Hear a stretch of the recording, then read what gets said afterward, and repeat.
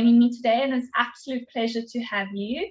So if you would like to introduce yourself a little bit more about your background or your work experience. Yeah, definitely. So I'm Carla Pretorius. I'm born in South Africa, and I'm a twin. So a lot of people, when they hear I'm a twin, oh, do you look alike? No, we don't. My twin sister is a mechanical engineer, and I'm married for almost 12 years, the 13th of March, and I just turned 38. And yeah, no kids yet. 5 godchildren, 3 furry kids, Labradors, all of them. And yeah, do you want me to share about my professional experience as well from a work perspective? Yes, I would love to hear more about that. Okay. So I'm a qualified industrial psychologist. I always knew I wanted to work with people and help people out there. So I've been doing industrial psychology work for over 16 years, worked in different organizations, consulted for different organizations. I have an absolute passion for leadership development, culture, and also people that are ready to invest in themselves. So I do a lot of executive coaching, leadership coaching, professional coaching. I worked in big corporate organizations, but I love the small companies because I firmly believe everybody needs someone to help them. I've been consulting for companies in different countries, mainly coaching. So it depends on the need there. I'm also a mental toughness coach in sport. I absolutely love that because I really believe that the world of psychology and sport brings a beautiful combination. So that I love to do as well. And yeah, and then just from a professional career perspective, I'm an accredited Gallup certified coach. It's a very long word, international certified Gallup strength coach, but also an affiliate of Arbinger within South Africa. And those are 2 of my flagship programs that I run. So that's just, something about myself Yeah, in that well, space. In connecting with you on LinkedIn and reading more about you, I really wanted to have you feature because I really felt like you had some valuable thoughts or insights to share. So do you want to share more about your journey to getting where you are now in your business? Yeah, definitely. Emma, I always knew I wanted to do my own thing. I love the freedom. I love to, organize your own hours. So in 2005, I started working at a very small organization where I consulted. And there I've learned a lot about the consulting work. And then I finished my internship at Momentum, now called Momentum Metropolitan Holdings.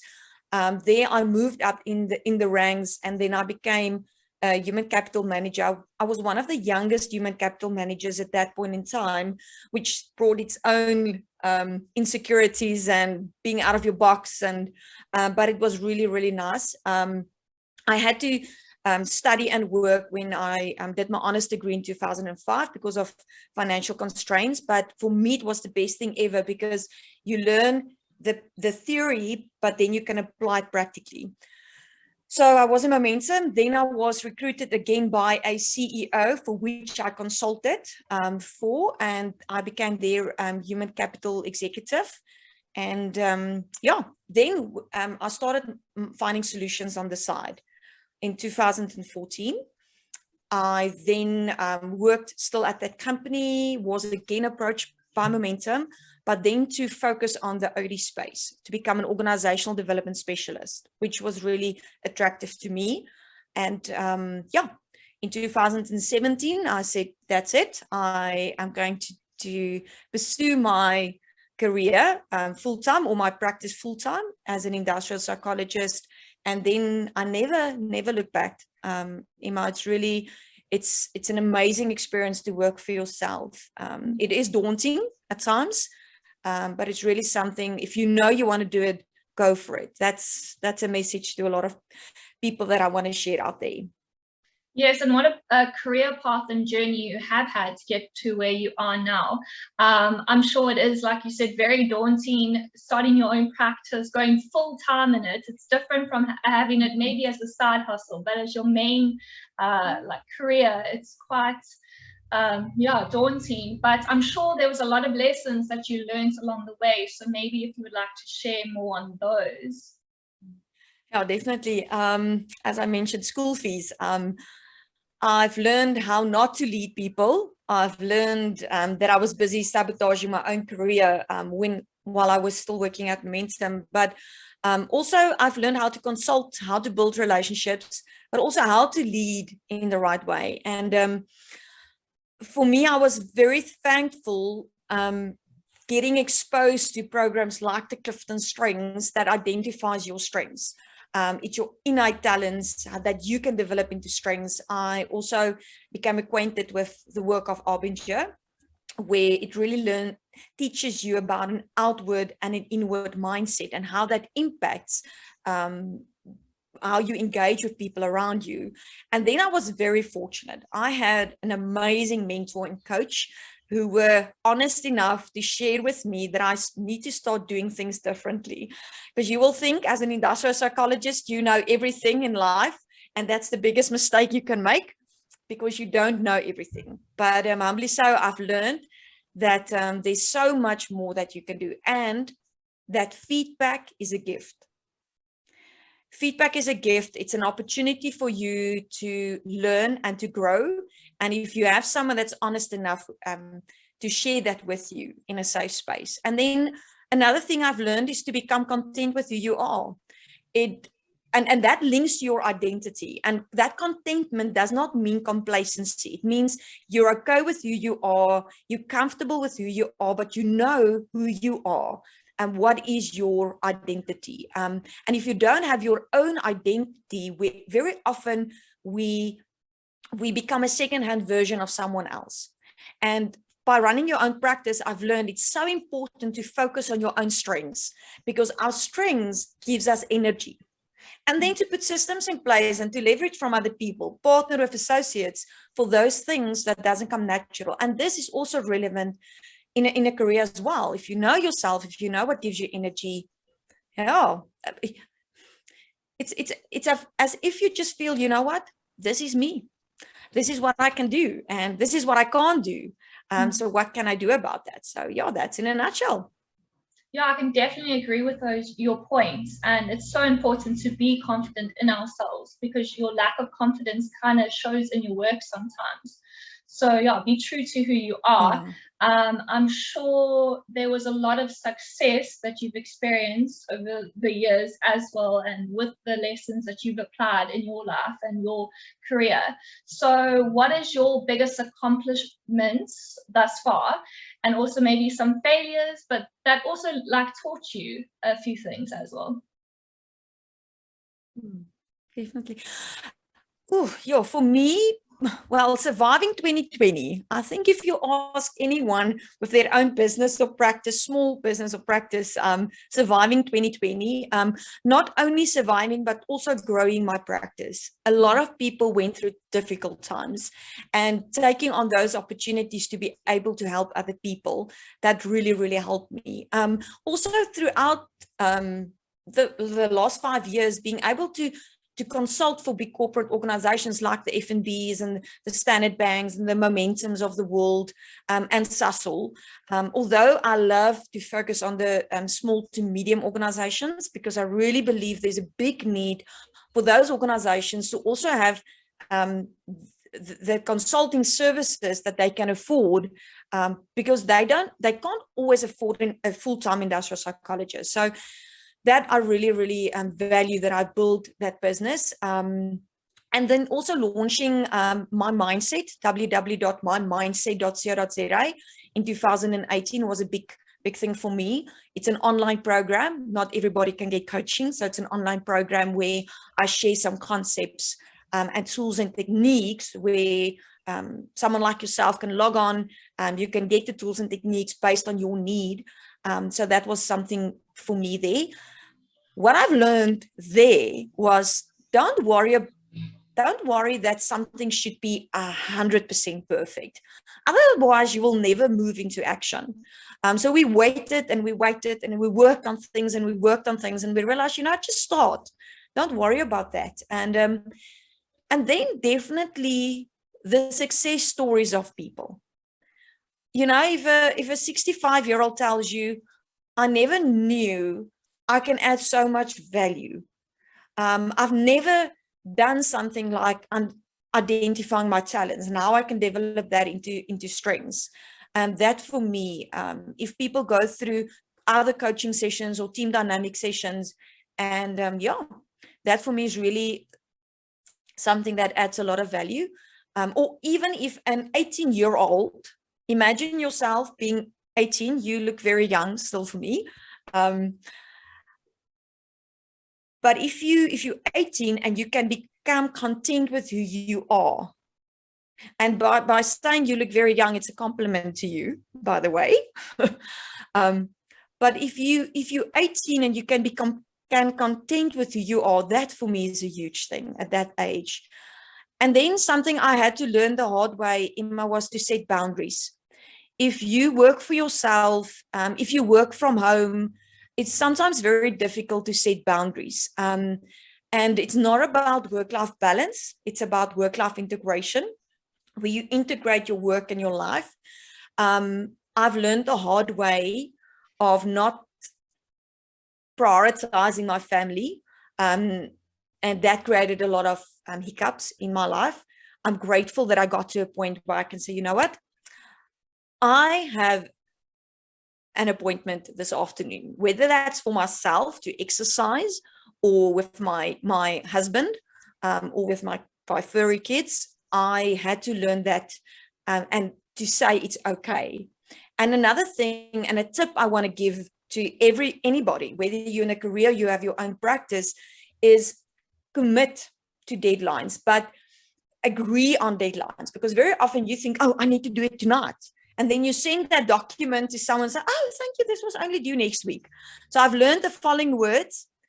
Since I want to manage your expectation, by when do you want me to send this to you or complete this to you? So those were some learnings I've learned.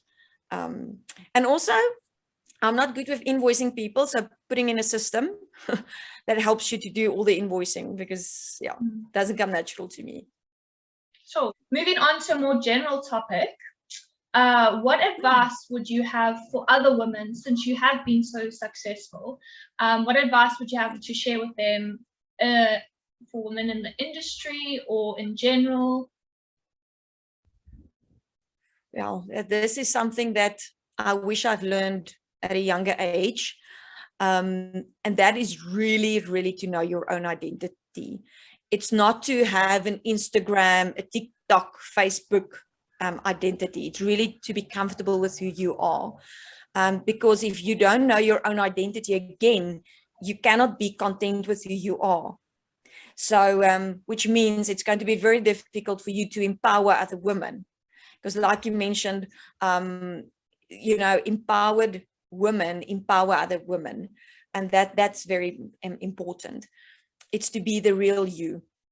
It's to know you are, it's to know your strengths, it's to know what you can give, and to know that you can't be everything to everybody as well. So I'm a Christian by faith, and knowing that my identity lies in Christ, and what God thinks about me, that's what matters. It doesn't matter what other people think about me. Yes, we need to be respectful towards other people, because our behavior has an impact on other people, definitely.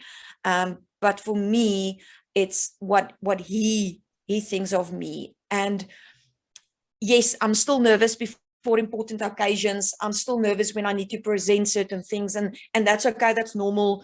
I think you don't let that go, because it's called eustress. Eustress is a positive stress, but I'm not that Carla who tries to please everybody anymore. I'm not that Carla who wants to say something in a meeting, who used to say, listen, I want to say something, you know, that must be seen as I have an answer for everything. I'm not that anymore. I wish I could go back to my younger Carla and tell her that's okay. You don't have to have answers for everything. Leverage from everybody. You don't have to be the first one answering that email. It is okay. You don't have to commit to everything. I had to say no to so many work opportunities, and that is okay. because I felt insecure, I felt less than, I wanted to commit, and especially towards the women around me. And you see that. But once you know your identity, you will be able to become more content with who you are. I had an opportunity to be a semi-finalist, part of the top 100 semi-finalists in 2018 for the Mrs. South Africa. Not Mrs. South Africa. And the one thing I realized there is even the most beautiful women had insecurities. They can have the perfect hair, the perfect skin, the perfect eyes. They still had a form of insecurities.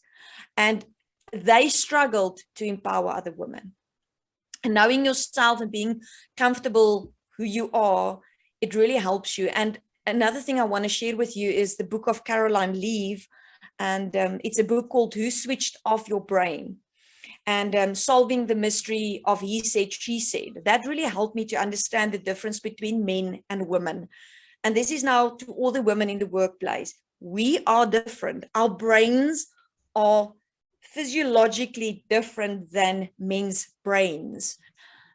And there's one thing we do have, and I will share about that maybe a bit later, is it's also to our advantage that we have different brains than men.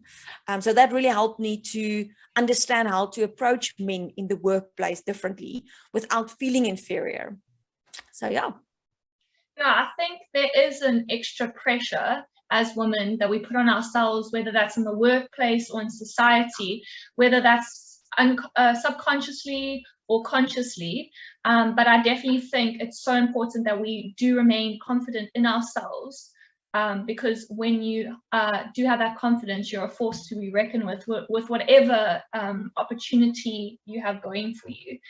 So as an entrepreneur, what are your thoughts on the future of business in South Africa? Where do you see us going?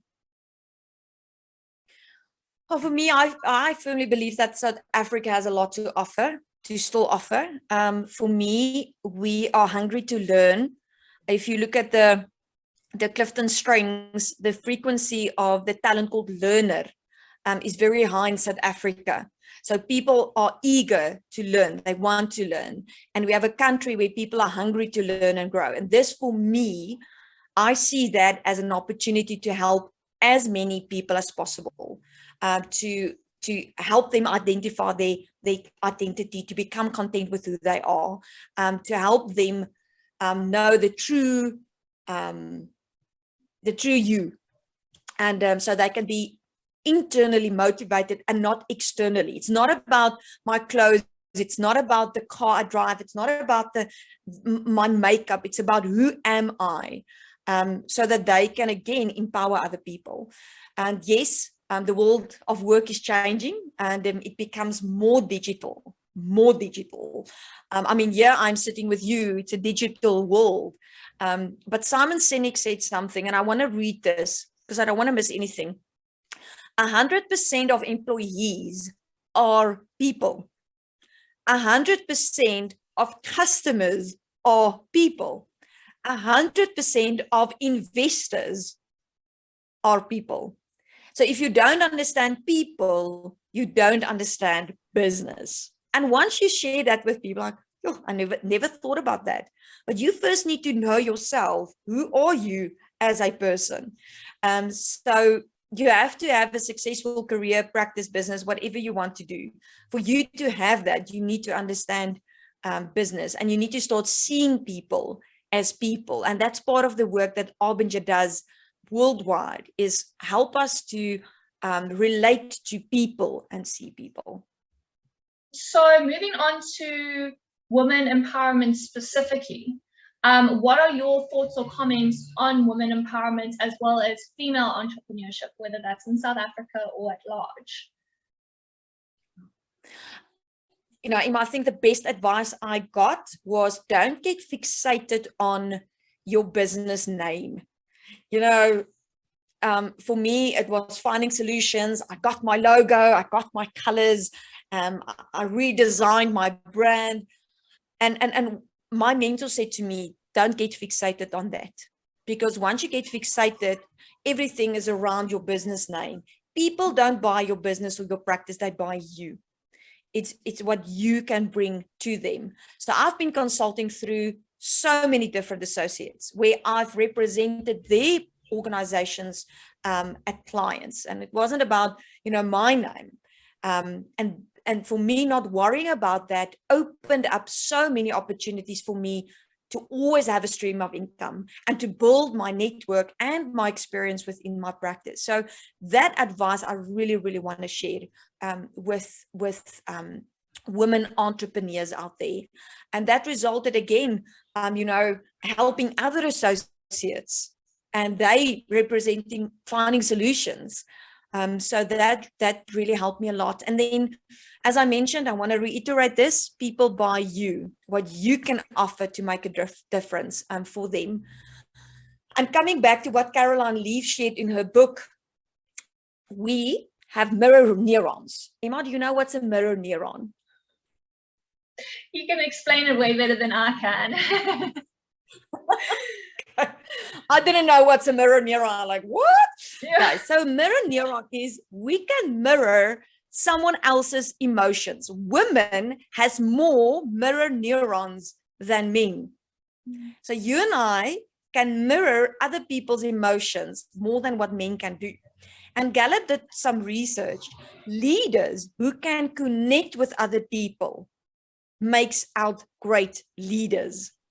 So women who has more mirror neurons can naturally, neurologically connect more with other people. And that's why women makes out brilliant leaders.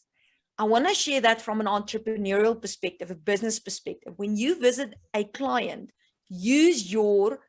first activate your mirror neurons and then start using those mirror neurons in your practice to connect with people. What is something that you're most passionate about that maybe you would like to speak on or share with us? Well, for me, is your past does not define who you are. So for me, I can recall so many times where I've been embarrassed, especially by other girls in my life. I fell on the stage. There's so many things that happened. And also my parents didn't have a lot of money. I was not planned as a twin. So my mom and dad had two kids, two girls, and then me and my twin sister was born. So the financial constraints was there. We always had to ask for sponsors. When we wanted to go on a hockey tour, I called it, we had to beg for money. But that does not define who you are. It also did not define who I am. We also had to work, me especially, very hard academically, so that in my career, but also worked hard academically so you can get merits and bursaries in school and so on. And also for me, that helped me today to work hard and also how to deal with my finances differently. So today I'm grateful that everything happened for me. And there's so many things I can share with you what happened for me in life that could have pulled me down drastically. So if you look at life with the feeling, why is this happening to me? So let's say something happened to you yesterday. And you and I say, but why is it happening to me? Our brain gets fixed on that thing. But if we say, why is this happening for me? Automatically our brain thinks differently. And that's part of the whole growth mindset that the research Carol Dweck did about thinking differently about your circumstances. Another one, for now I might not be happy, but it's not forever. So that's something that I'm passionate about, is that your past does not define who you are. A fun extra bonus question. If you could be instantly an expert at any subject, what would it be? For me, it's definitely animal-assisted therapy. That includes equine therapy, where you use horses or different animals. I love Labradors, where you can engage with people. So it's really part of my dream to have an equine therapy recreational center where I can help disabled people, children in need, old people, but also your corporate executives, leaders that really struggles to deal with different things in life. So that's for me, is if I can wake up and I can do that, I will buy my farm. Me and my husband, fortunately, also would love to have a place like that. So yeah, that would definitely be for me. And I think for my final thoughts is the biggest mistake we make as human beings is we think we need to get over something instead of growing through it. I had to share that today with a leader that I coached. And it's to grow through what you are going through. And you can then find the right solutions for you and then pay it forward for other people. It's not the quick fix, I get over what I'm going through. So that for me, I would really like to, share as my final thoughts. Amazing. Well, those are amazing final thoughts. And just in general, thank you so very much. You've had such insights that you've shared with us today. I'm sure this will definitely help a lot of women or people in general in this space that they're working in, whether that's their professional life or their personal life. So yeah, thank you so much again for coming on and featuring, and I really appreciate it. And I've loved chatting with you. Thank you. And thank you for the opportunity.